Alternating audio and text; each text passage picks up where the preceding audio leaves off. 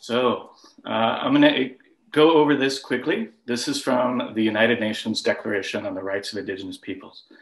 Let me say this was 40 years of negotiation by thousands of people representing every indigenous nation on the planet to reach a consensus and ultimately reach an agreement with the governments of every government on the planet around what indigenous rights really are and what that means.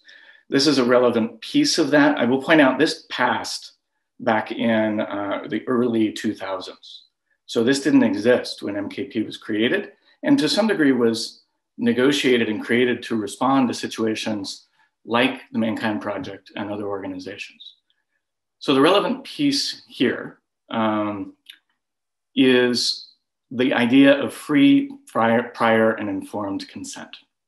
So this is in legalese. So I'm kind of trying to translate this for you. I know you're looking at the legalese, but the idea is that there is now a legal framework through which indigenous nations can pursue redress, in other words, lawsuits and other actions, when their customs and spiritual property are taken without free, prior, and informed consent, which essentially means that they, as a whole peoples, have agreed to having that religious and spiritual property used by an external group, which is possible. And one of the things that was really important throughout the UN process is that there are many indigenous nations who do want to share their religious and spiritual property, but that must be done through the actual leadership of those nations, not through any individual person, however much we might like them.